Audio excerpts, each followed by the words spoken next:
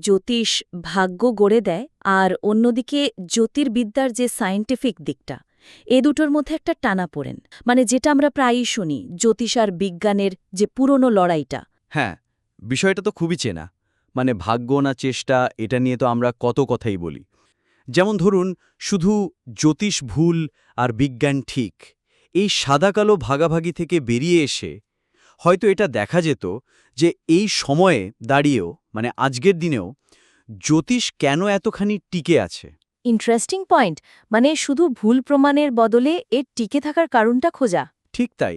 এর পেছনে কি শুধুই কুসংস্কার, নাকি অন্য কোনো সামাজিক বা ধরুন মনস্তাত্ত্বিক চাহিদা কাজ করছে? যেমন মানুষ কেন অনিশ্চয়তার সময়, যখন সে হয়তো যুক্তিতে বোঝে যে গ্রহ নক্ষত্র অতদূর থেকে কিছু করতে পারে না, তারপরেও কেন একজন জ্যোতিষীর কাছে ছোটেন? হ্যাঁ, এটা একটা ভালো প্রশ্ন।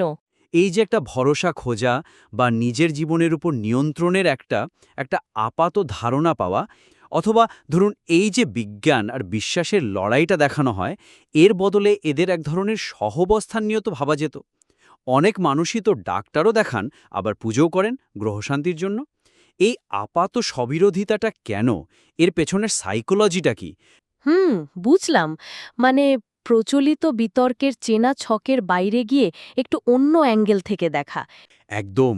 এই কাঠামোর উন্নতি করতে হলে আসলে প্রতিটা অংশের মধ্যে একটা লজিক্যাল ব্রিজ, মানে সংযোগ তৈরি করতে হবে। মানে একটা পয়েন্ট কিভাবে পরের পয়েন্টকে সাপোর্ট করছে বা সেদিকে নিয়ে যাচ্ছে, সেটা একটু স্পষ্ট করে দেওয়া দরকার।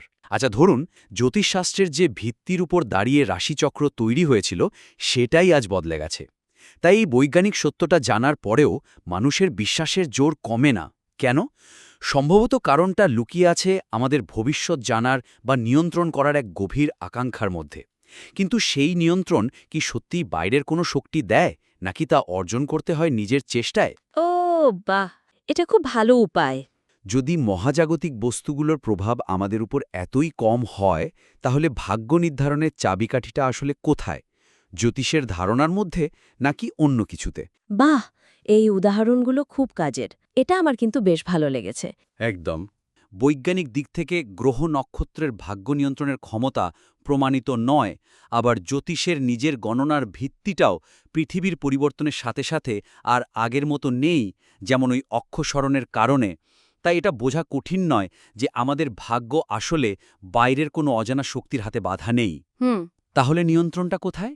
নিয়ন্ত্রণটা আমাদের নিজেদের হাতে, আমাদের যুক্তিতে, আমাদের পছন্দে, আমাদের কর্মে। তাই বাইরের অনির্ভরযোগ্য আলোর দিকে তাকিয়ে না থেকে এই ভেতরের শক্তি বা নিজের আলোকে চিনে নেওয়াটাই কি বেশি বুদ্ধিমানের কাজ নয়? বাহ! এইভাবে বললে একদম যুক্তিসঙ্গত লাগছে। ঠিক। দেখুন, এইভাবে বললে শেষের মেসেজটা আর বিচ্ছিন্ন মনে হয় না। এটা হয়ে ওঠে আগের সমস্ত আলোচনা একটা লজিক্যাল কনক্লুশন। ঠিক। জ্যোতিষ যেখানে আমাদের তৈরি করা উত্তর দেয়, এই নিজের আলো সেখানে আমাদের প্রশ্ন করতে শেখায় এবং নিজেদের উত্তর খুঁজে নিতে সাহায্য করে।